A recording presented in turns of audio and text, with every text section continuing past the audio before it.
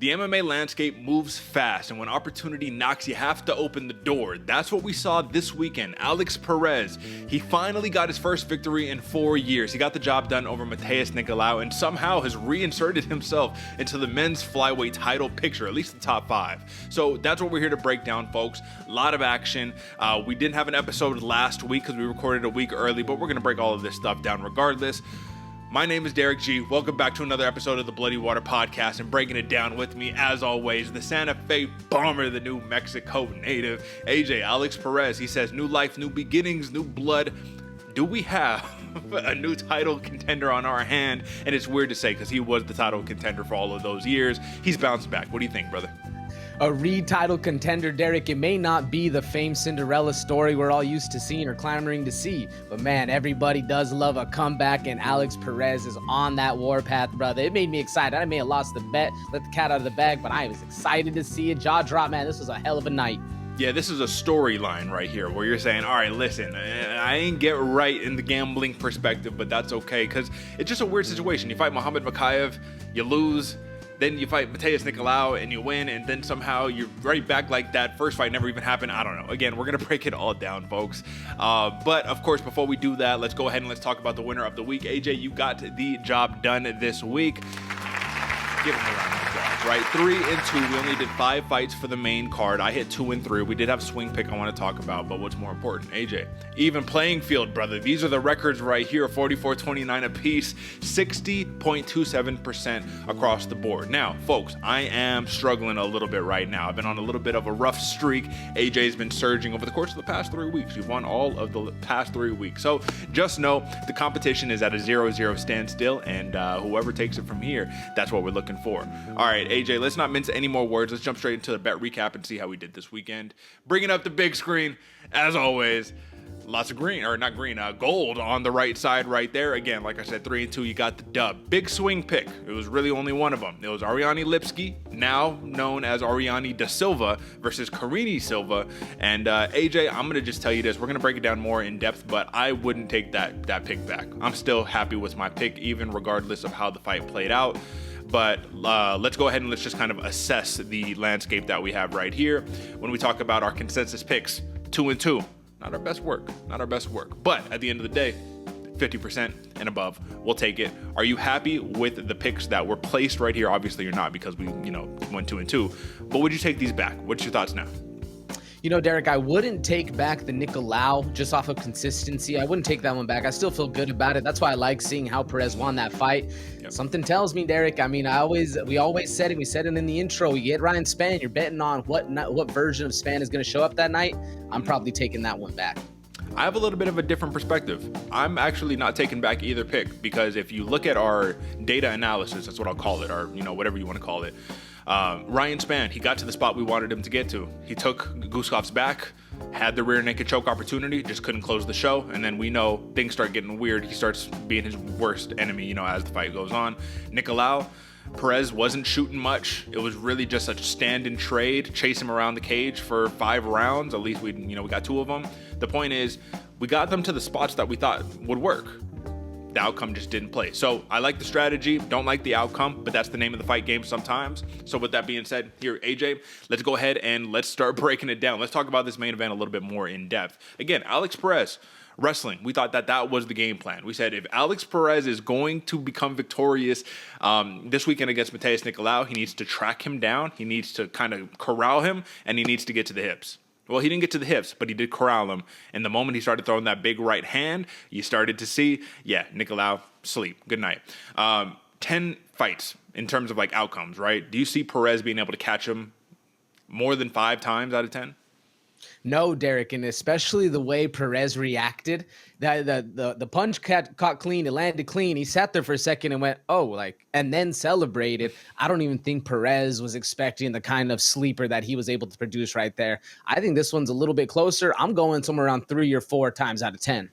Yeah, man, I think that, honestly, he was probably saying, let me set the table a little bit so that I could set up the wrestling, right? But he never even had to do that. Now, some people are calling Nicolau chinny. I think it's a little bit of an unfair claim, given that, he got knocked out against Royval with the knee, got caught with the counter, he got caught with the big shot right here. We've seen him before, and the reason that we're so confident on that pick was because he has definitely delivered on his price tag, right? Because he closed as a minus 200 some odd favorite or something of that nature. And more important than that, we've seen him eat the big shot and being able to kind of roll with the punches. Now, do you give anything to that notion of being chinny, given that it's back-to-back knockouts? Back to back, Derek. I mean, it does raise some eyebrows, but I'm not fully invested in the chinniness of Nicolau right here, man. I do think we've seen him be a dog. We've seen him strive into those situations. It's just getting himself to that point where he's not going to get tested again, at least for a while. But if it starts happening, 3, 4, it might be time to start producing some weight into that thought. Absolutely. And as you take a look at the record right here, man, I mean, listen, there's not a lot of losses to see, but the last 3 losses have all been knockouts. Let's see, do we go back a fourth one? No, these are all exhibitions. Yeah, literally, if you look at all his major losses, man, they're all knockouts pretty much right here. So these are far and few in between. And then if you look at the time span, this is a year apart. Knockout losses 1 year apart. So I wouldn't say it's too much about neurological damages and things of that nature, which is a little bit of a spoiler alert, something I want to talk about later in the show. But yeah, the point is very clear. I think Nicolau just got caught. It's pretty simple. Now, Alex Perez looked sharp, right? First win in 4 years. The question is, does the Muhammad Mokaev fight just no longer exist, right? Like, where do we really place him? Because on paper, technically, he's in that top 5-ish range. But the Alex Perez we know, is he the Alex Perez who fought Davison Figueiredo, who people thought potentially could steal the title? What do you think?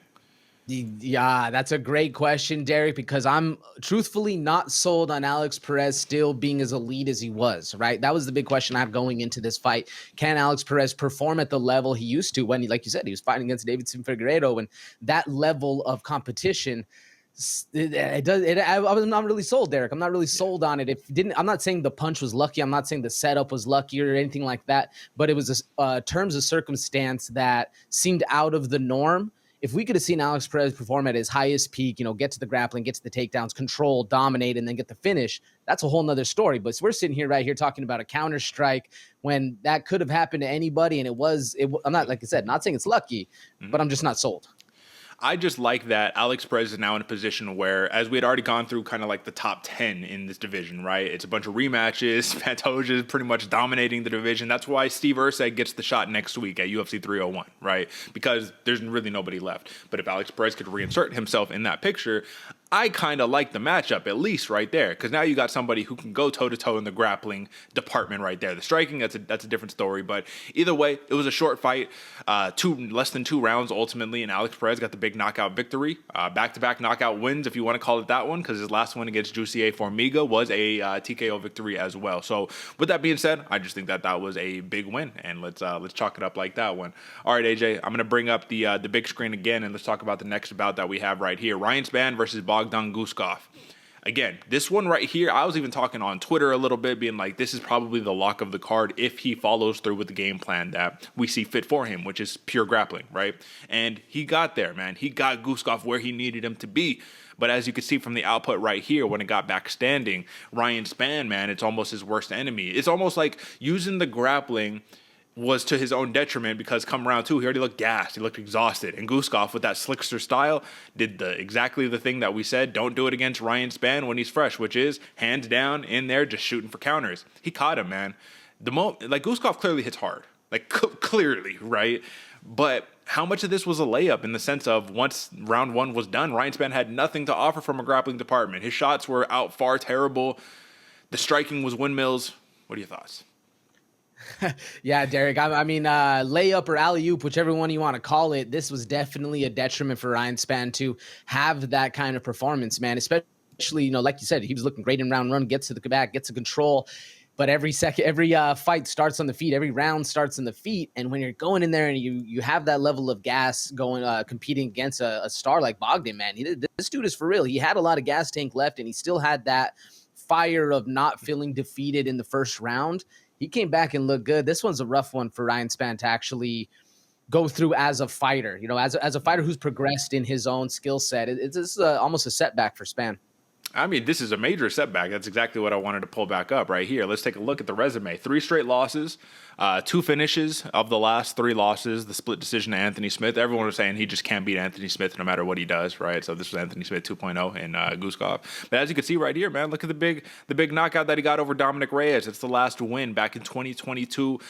Beat Iwan Kutalaba. That's the thing, man. If you look at some of the wins, you're like, wow, this is impressive. But then again, yeah, you lost to Johnny Walker, Anthony Smith twice, Nikita Krylov, Guskov. This is the nail in the coffin right here, the Guskov loss, because I'm not going to sit here and say that Guskov isn't a player. It's light heavyweight, man. Everyone's a player. It's not a very deep division in the UFC right now. But I just don't see past the victory for Ryan Spann outside of a first-round finish at this point right here. It's really difficult to find confidence in betting on him because when he went to that decision against Anthony Smith, you're not confident for him in a decision fight. You're not confident now against him, like, coming out of the first round. What is the ceiling now for Ryan Spann? Because let's not forget, this is the big elephant in the room. This 3-fight losing streak, this came after he was like, oh, yeah, I started training now. Like, he wasn't training before. He's like, I dedicated myself to training, and now we'll find ourselves on a 3-fight losing skid. Does he pull a John Jones and just be like, all right, we're not training no more. Let's get back to basics? Yeah, Derek. I mean, what's the old saying? You got to do what got you to the dance. If not training got Ryan Spann as far as he did, maybe he needs to not have that much pressure on himself outside of actual, outside the fight game and outside of life like that. Maybe the training or the mental fortitude or the mental capacity he has to put towards training is what's really kind of faltering him and having him get in there and not perform the way he is or the way he could be on fight night. I mean, that might be something there, Derek, but at the end of the day, I'm never advocating not training and never advocating not getting in the gym and working on your skills. That sounds crazy to me, man. Yeah. Well, instantly, Guskov now has put himself in a position where he has real fights on the table that could progress his career in a way that I imagine nobody thought coming into the UFC. This dude's hands are phenomenal. Takedown defense is solid, right? We saw that. Yeah, all right, he was able to have some good, like, back choke defense and all of that good stuff. But I just don't know if he's going to be able to truly stuff the takedown on a fight-to-fight basis once he starts getting a little higher up that echelon. Big win for Bogdan Guskov. That was a major victory right there. But I'm going to talk about the most major victory of the entire card next right here, and that is Karine Silva, man. This was the proving grounds right here. She proved through and through that she's the real deal, man. I'm fully on board and convinced. The reason why is because she fought a very tough, formerly Ariane Lipski, now Ariane da Silva, right, who showed improved submission defense is what I should say. The takedown defense was still a little lacking right there, but went to a decision against the finisher, who is the killer Karine Silva. And my bet analysis, AJ, again, I think it came to fruition. What did I say? What was the big thing? I could see Lipski, a.k.a. Da Silva, I could see her getting ahead on strikes. Silva just falling behind on strikes, and that's exactly what happened. But this is what we didn't account for. 7 minutes of control time for Karine Silva, 5 of 6 takedowns. We did not account for that part. Here's the question, AJ. Grade Karine Silva's performance, like F through A right there. So let's start with that one. Grade the performance. What would you give it? Man, Derek, I'd say C+. C+ performance. I mean, I'm thinking in that B range, B minus, somewhere in there.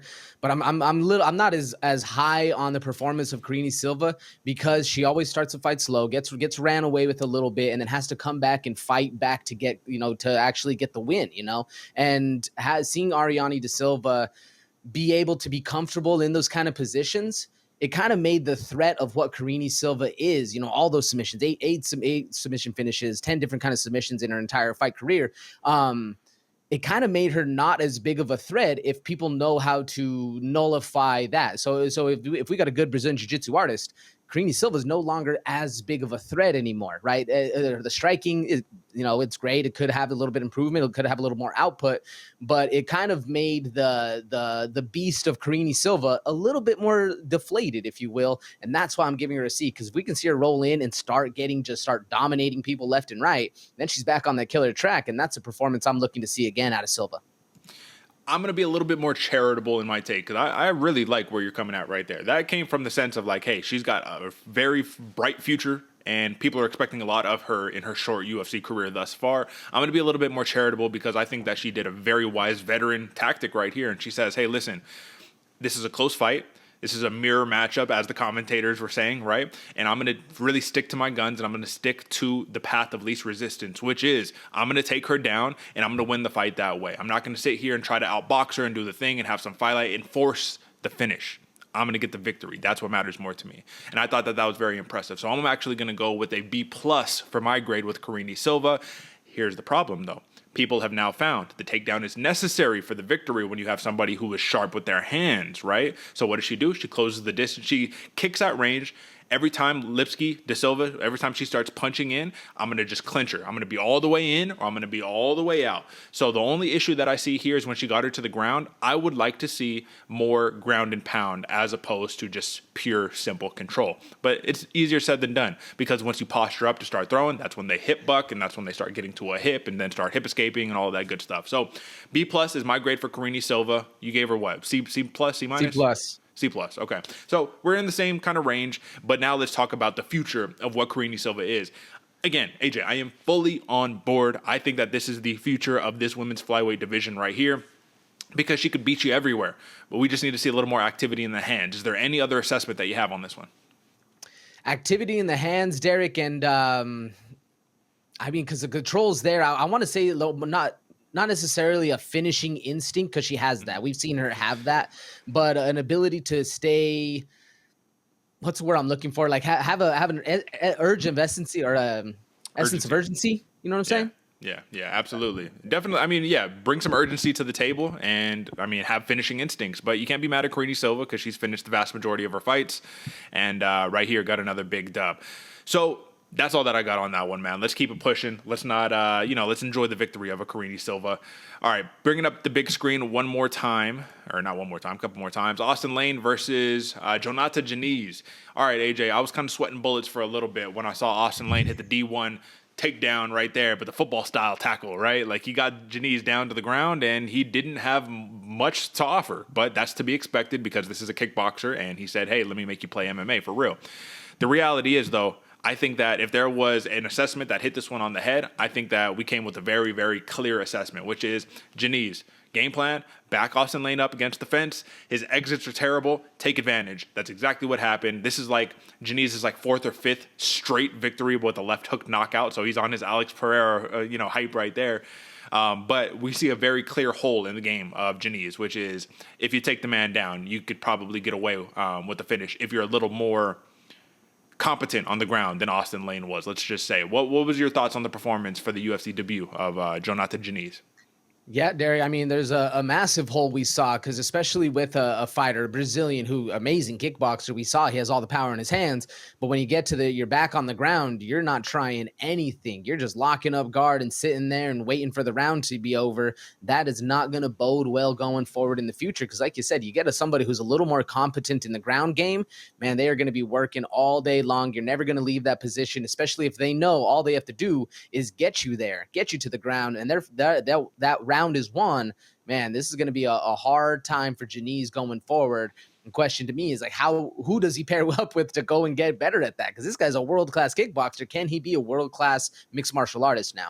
If I'm not mistaken, I think Glover Teixeira was in his corner for the fight. So he has access, his resources, right, available to him. But it's a transition, man, and you have to fight to your strengths. And if his strength is walking you down and putting it on you, in the heavyweight division, AJ, we have seen this. It's not the hardest division to be able to really rise up the ranks with a limited skill set, right? Like, you don't have to be the most well-rounded to get very far. Hence, Gelton Almeida, making it as far as he did with a double leg alone. Like, literally alone. That's it. So, I say the future is bright for Jonata Janice.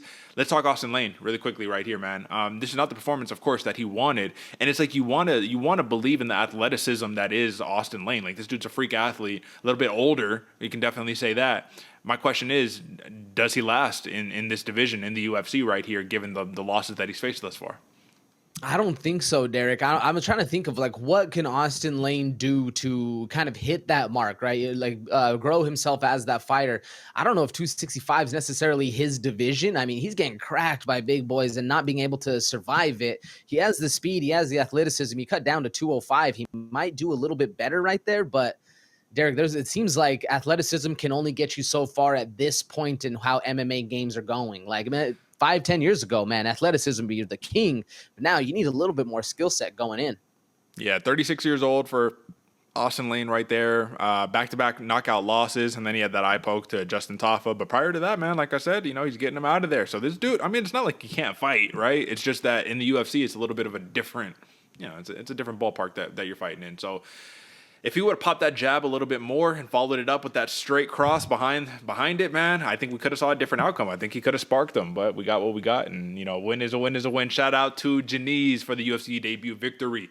All right, AJ, we didn't cover this fight in terms of like our predictions coming up because, you know, we did things a week early and this one wasn't solidified. But big win. David Onama got the win over JSP. So JSP, it's in the beginning of the show, what did I say? MMA landscape moves quickly. It sure does, because at one point, JSP was slated to fight Bryce Mitchell for a shot at the top 10. Now David Onama gets the victory. He's coming off of a couple losses. Onama plays spoiler, man. This dude Onama is good. This dude Onama is very, very good. He missed weight, marred his victory, but I have nothing but high praise right there. What do you take away from David Onama right here, who was kind of flying under the radar, man? It's like a dude who has this like solid career thus far, but he's not getting the hype. Look at the wins, man. Mowgli Benitez, Garrett Armfield, Gabriel Santos, JSP. Only losses, Mason Jones. This dude came out, it was like Cage Warriors, double champ, and then Nate the Train, majority right there, where he was definitely winning until he got Nate the Trained right there. So what do you make of the career? Man, Derek, I mean, this is the ultimate kind of sleeper career, right? Skating by, nobody's really, you know, David Onama doesn't have too much highlight, right? Doesn't have too much people clamoring for him, but not too many people want to fight this guy because he is very dangerous. And we saw how he performed against JSP. He looked calm, man, cool, composed. He was able to control everything he needed and find the better spots in that fight, man. This was a very impressive fight for David Onama. And the thing is, man, what I'm looking forward is to see how he goes and how he progresses against a different kind of style of matchup. Because if he can, you know, perform well against all matchups here, we can see top 10 in his name pretty damn soon. And one of the reasons I think he might not be getting the hype he deserves, I think he was coming out of that James Krause camp originally. So you know how that went, right? You know, and I had to switch camps and do the whole nine. But he's not a big talker. After what win was it? What win was it that he got?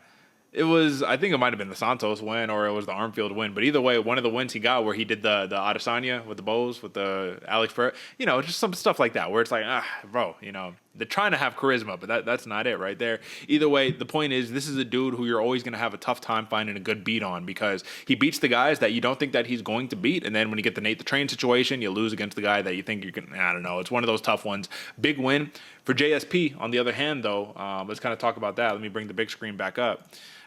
Where does he go, man? Because as we're seeing, like wrestling is the game, and when he strays away from the wrestling, we find problems. The big issue that he had against Onama is I don't know if the weight played a factor, but he was able to reverse a lot of the positions that JSP got him on. So Joe Anderson Brito, understandable freak athlete. David Onama, again, freak athlete right here, but all the other victories, it's control. It's hold him down and submit him or ground and pound him. So what's the move for JSP moving forward? Yeah, Derek. I mean, I'm curious what real damage the damage fight did to him because we've seen kind of not necessarily a timidity out of JSP, but he hasn't been finding his marks yet. So where does he go from here, man? I do think he needs to really fight another, maybe not a wrestler, but like a grappling specialist where they can take it to there, they can get that control back, and he can find his way back to where he was best at, and then work the chess pieces after there.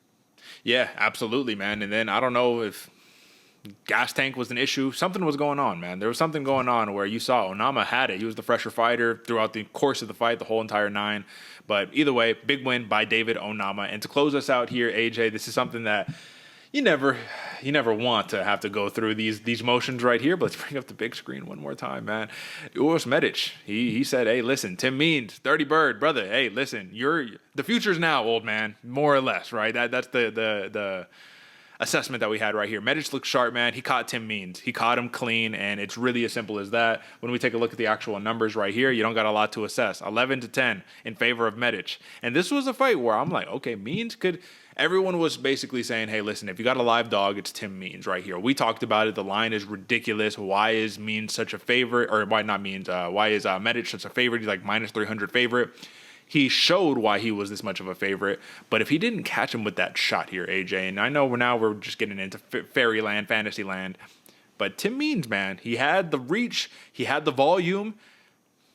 I don't know, man. Do you see it always playing out like that right there? Do you think Medic just caught him and he was in for a real dogfight, or do you think that means he's slowing down a little bit? What do you think?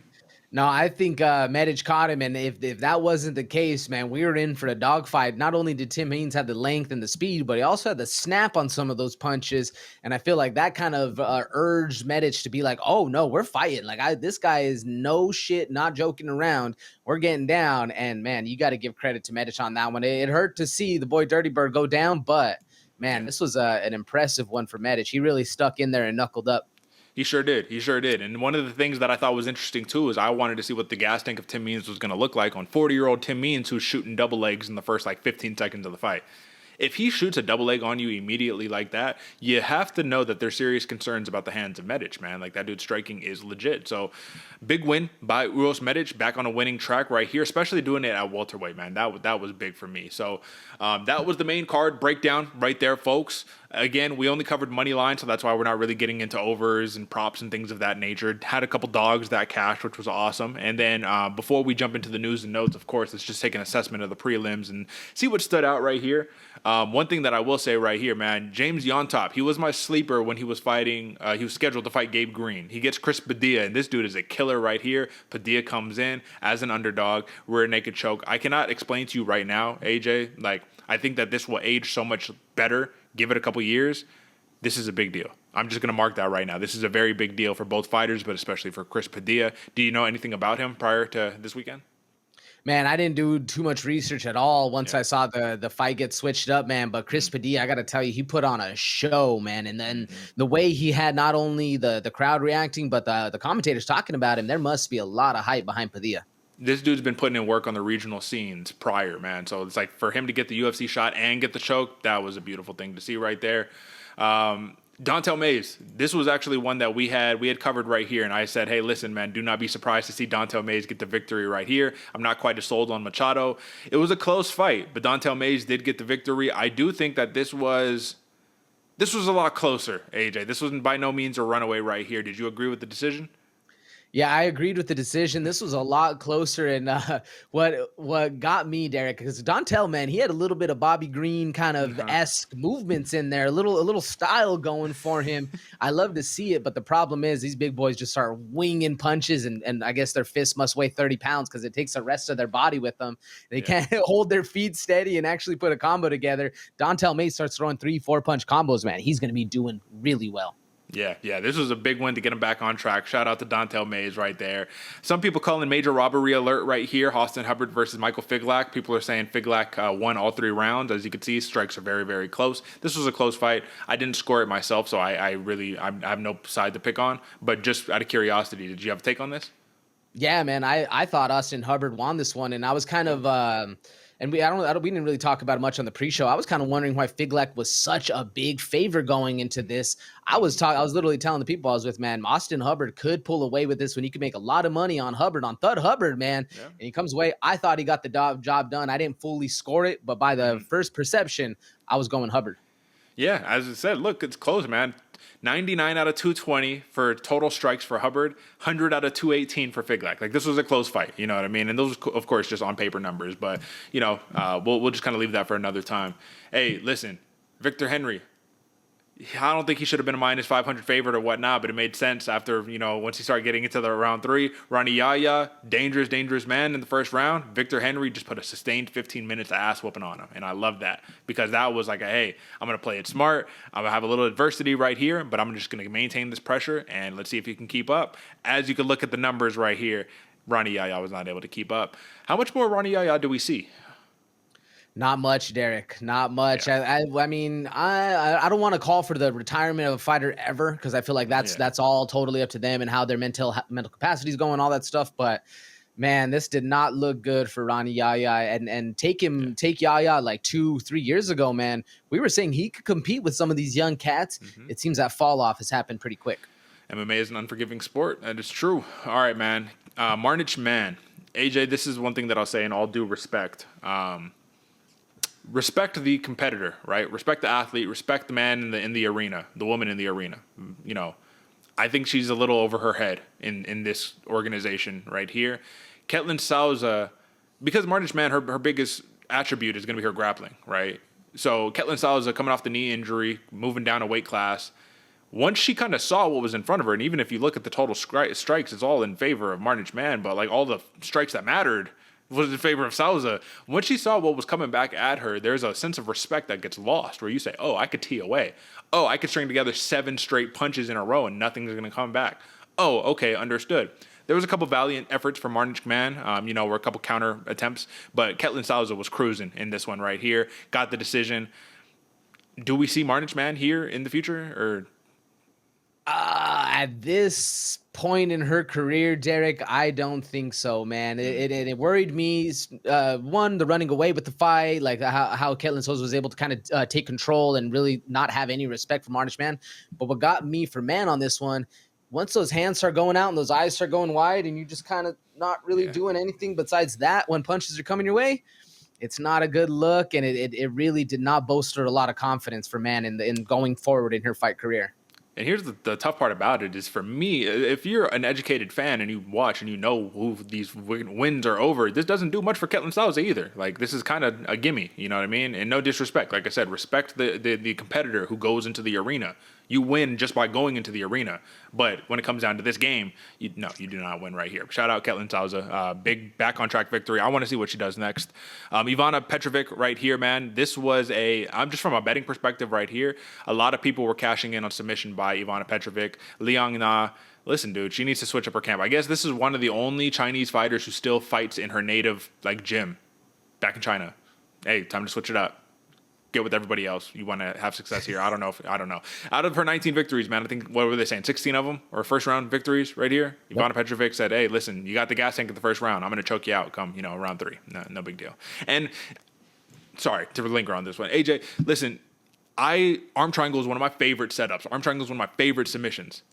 From what I saw, that looked like all right, I'm done tap versus, all right, I got arm triangle and I can't breathe tap. So that's what the other part too, where it's just like Ivana Petrovic submission on a submission that wasn't even really a submission, but shout out submission win either way, Inception-esque almost. Big win. I'm gonna leave it at that. Let's not even linger on that one. All right, AJ, man, that's enough of the bet recap. This was, again, folks, a hardcores card right here. This was a fighters fight card, but we go back to pay-per-view next week, UFC 301. So we're gonna have a lot of fun stuff to talk about. In between then, AJ, I don't have a ton relevant things this week that occurred for this fight week that are substantial that we need to talk about. But the MMA landscape is always entertaining, and there's always a couple things that we should break down. So let's jump into some news and notes. But before we do that, folks, let me give you a friendly reminder, if I have not done yet. If you are not subscribed to the show, not sure what's going on, but I tell you what is going on. We just hit 900 subscribers as of this recording. We got a touch over 900 subscribers. We're close to 1,000, and we want to do something special for you guys when we hit 1,000 subscribers. So if you want to expedite that process, start smashing, tell a friend to tell a friend so that we can go ahead and we can speed up our process. But either way, the Bloody Water Podcast that started with 0 subscribers. This started with nothing. It was an inkling. It was a baby. It was a non-existent figure of your imagination. Has now become an armada. Has now become a formidable beast of a program. Thank you, guys. It's all love. But AJ, give them a couple of words before we jump into these news and notes. Man, I couldn't have said it better, folks. Without y'all, man, it would be nothing. It would just be me and my boy Derek chopping it up like we did back in the day, not really, having any big success. And the thing is, that makes me happiest here, folks. 60% accuracy. We're providing more money to y'all day in, day out, week in, week out for every single fight card. And we're happiest doing it right here for you. So thank you so much for doing it. Make sure you subscribe. Like Derek said, share it with your friends. We're getting to 1,000 very, very soon. And we got something special coming for you. So make sure you hit that button and share with your friends. That's right. But as of now, we got some news and notes. So, of course, let's jump into the news and notes here, AJ. And I got an interesting question to jump us off. The first question off the bat is fighting in Gary a bad business decision for Colby Chaos Covington? Now, let's go ahead and let's pull up the X clip, if you will.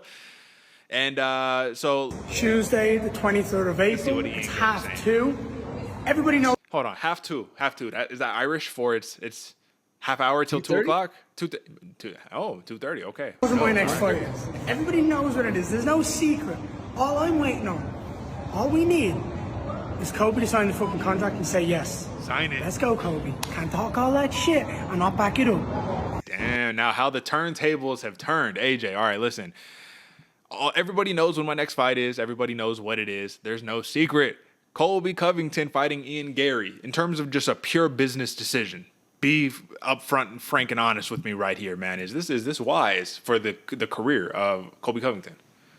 No, not at all. The only sense in which this fight is wise is the media that's going to be covering it. You know, everybody hates Ian Gary for all of his outside antics and all the stuff with his family and all that. Don't want to get into it.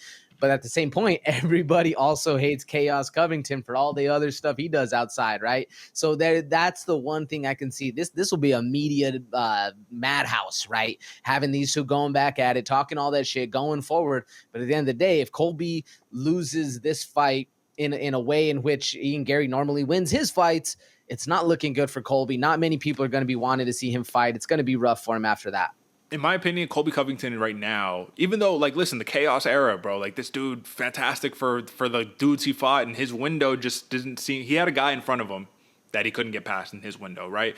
But I feel like all relevancy will be lost with the bad loss to Ian Gary. All relevancy, where it's just like, all right, bro, we cannot sit here and legitimately spit the words out of our mouth to say, put Colby Covington up against some 15th ranked guy and Covington's going to get smoked. Like, you can't say that with a sane mind, given that you know his pedigree, right?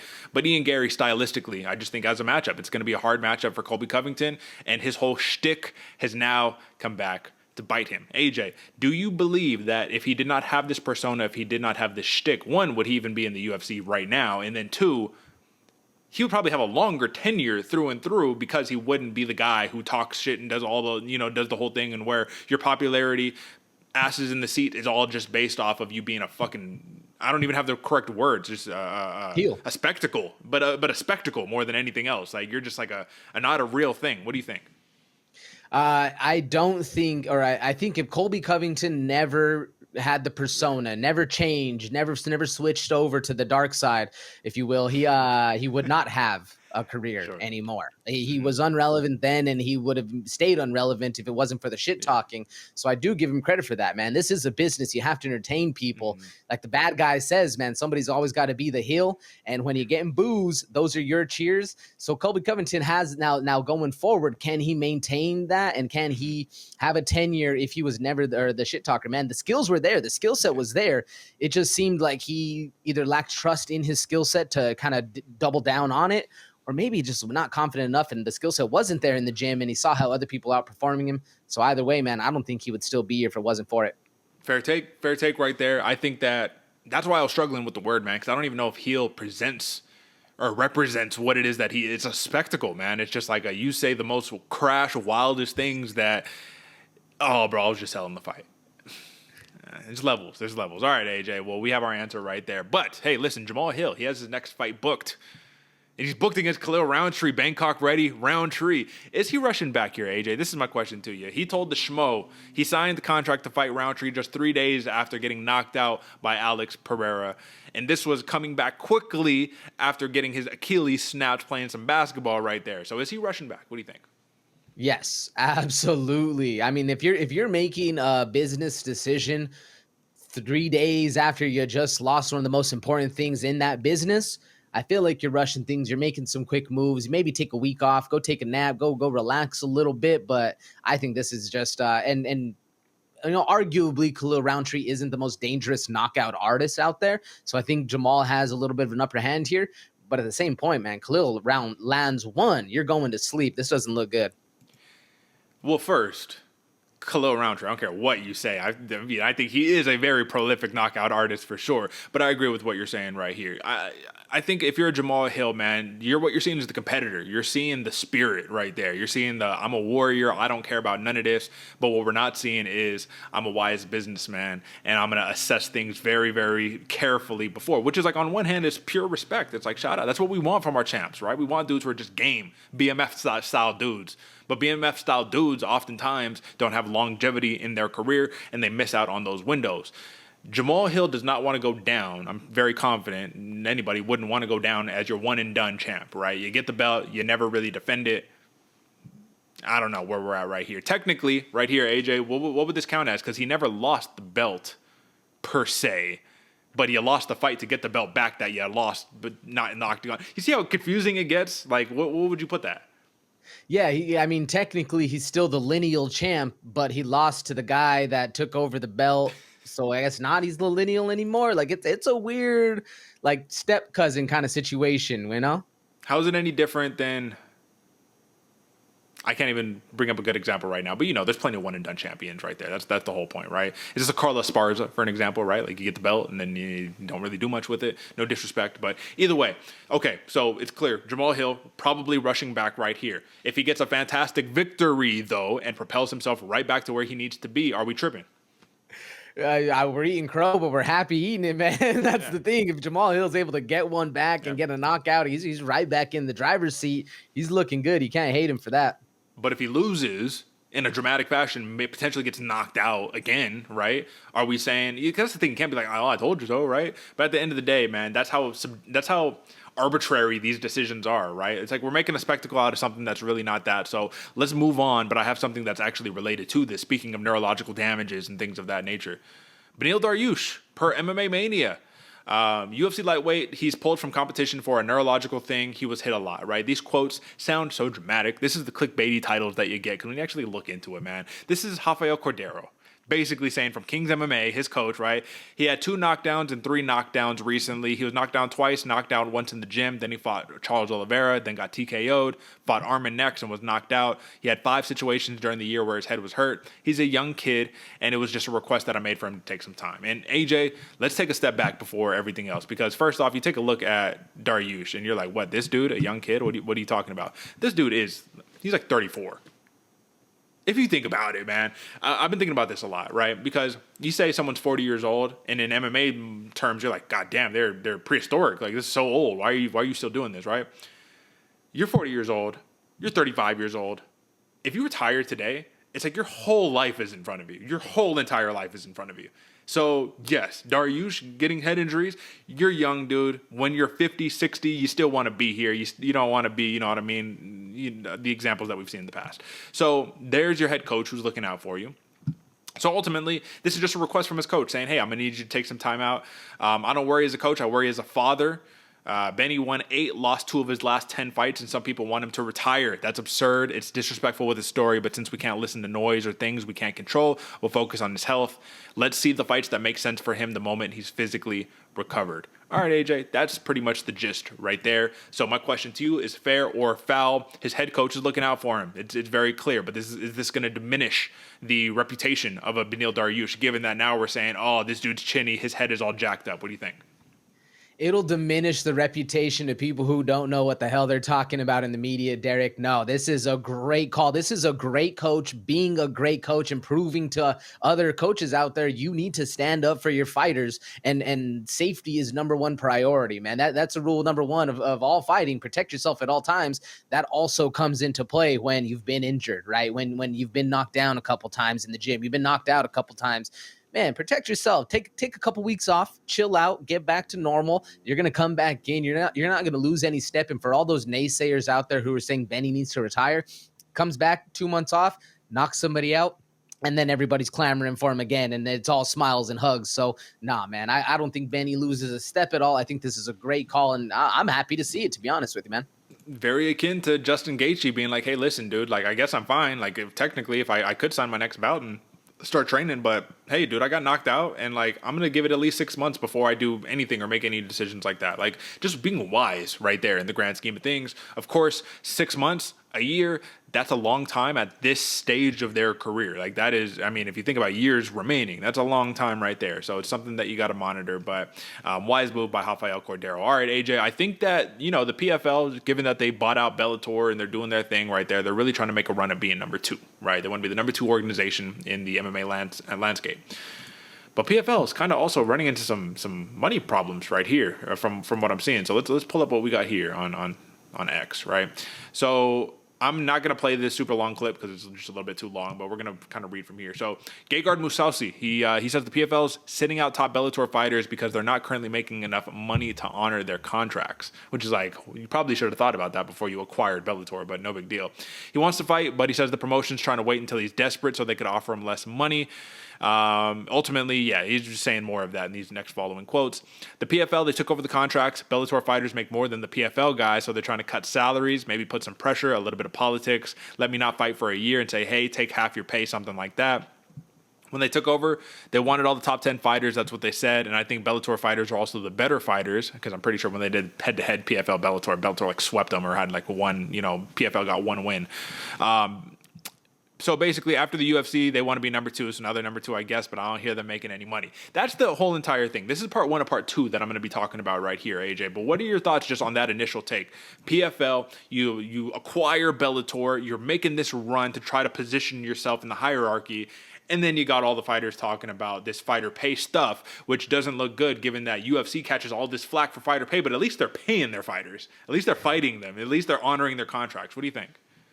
Yeah, this is a rough one, Derek, because it's not a good look for a company that has $1 million bonus. Like you have a whole season, everybody's fighting for $1 million, but you can't pay your people. Like you can't just not like just throw them some cash from the ticket sales or whatever the case. Like it is not a good look going forward. But I do think at the same time you got to give some credit or some heed, if you will, to the PFL organization, because man, that's a hot button for every fighter out there that has any problem with their organization, right? We like you said, Uncle Dana's always catching flack for not paying fighters, but he does. He pays out 300,000 bonuses, for instance, but it is only a one time. So there are some things that seem to be consistent in the MMA organizations, and unfortunately, until there's a league or what's the not a picket line, what's the thing there? A union, a fighters union. Until there's a fighters union, this is going to be the same thing over and over again. Until that happens, I feel bad, but there's not much we can do. One thing I will say, man, and this is just from my own experience right here, PFL, they come out to Vegas and they do the thing, right? I've been to my fair share of a couple PFL shows.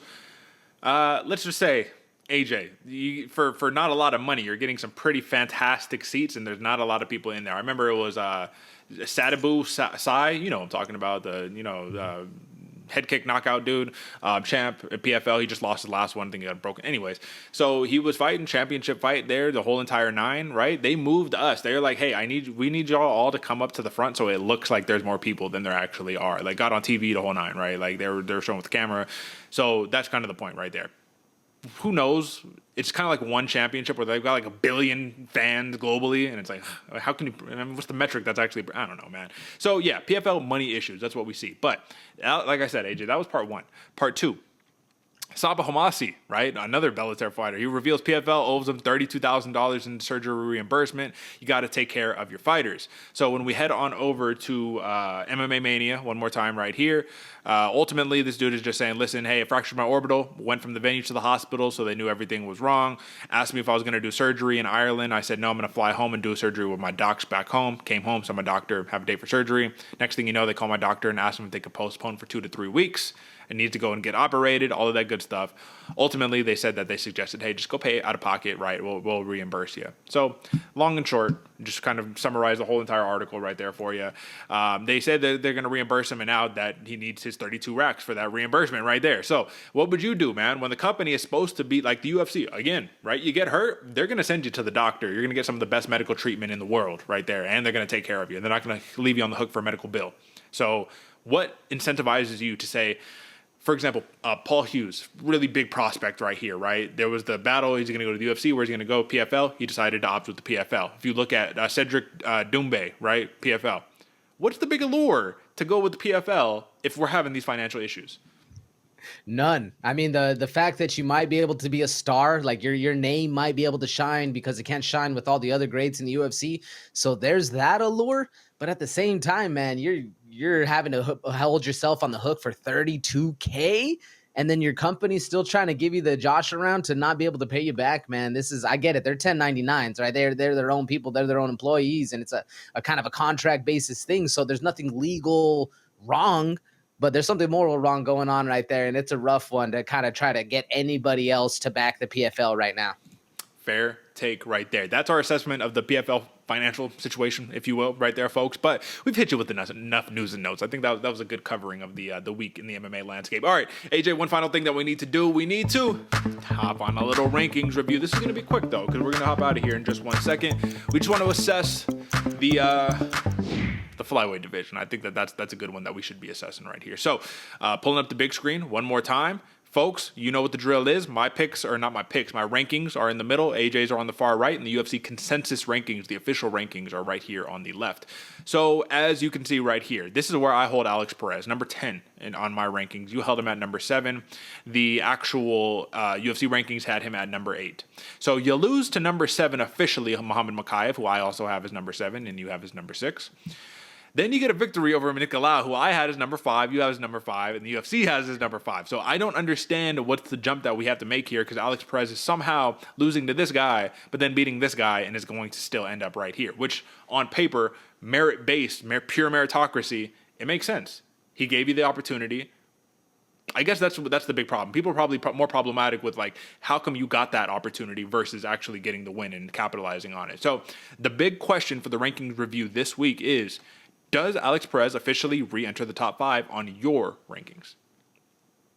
On mine, Derek, unfortunately not. I think he misses it by 1. I'm moving Mokaev up to that Nicolau spot, Alex Perez up, and then Nicolau down to that number 7 spot. That you know, it's a weird thing. You beat a guy, but you don't beat the other guy, so that guy also has to get moved up. That's how I see it in my mind.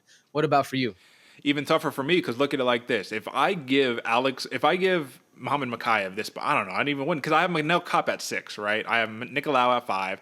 Well, Nicolau beat Kopp, but then, you know, because I think that, I don't know who wins, Kopp or Alex Perez. I mean, that's a good fight right there too. This is what I'm going to do through and through, because I think this is really where he should be. I think I'm going to put him at number 8. I'm going to bump down Tim Elliott, Steve Erceg. Erceg is already too high as it is right here, honestly. Like, this dude's good, right? He's good, but this is pretty high. But yeah, I'm going to probably bump him down right here. Nicolau, I don't know where Nicolau goes. We're going to have to do some assessments. We're going to check the rankings review. But this is the point right here, is that this is how thin the division is from that perspective against, like, title opportunities. Alex Perez, new life, new blood. That's what matters. And the MMA landscape, folks, it moves quickly, but so does life in and of itself, and life is too short to not have subscribed to the channel already if you haven't. So hit the subscribe button, smash it. Actually, don't hit it, don't gently tap it, smash it. Take your sledgehammer, crack that thing down, and get ready for next week's show, UFC 301. We're gonna do a prediction show. We'll have it out on Friday per usual, and we're gonna get back to the basics: props, over and unders, money lines, the entire gambit. AJ, take us out of here, brother. Woo, back with another week. Happy to be here for you folks, and next week's going to be wild, but as always, you want to win more money than anybody else out there. You want the best MMA show in the game. You're already looking at it right now. You just need to make sure you share it with your friends. We're 100 away from that 1,000 mark, and that just means we're winning you even more money back to back. We're going to be here again. I'm excited to see it. It's going to be a fun one, man. That's it for us, folks. Catch us on Friday for the preview show. Until next time, peace.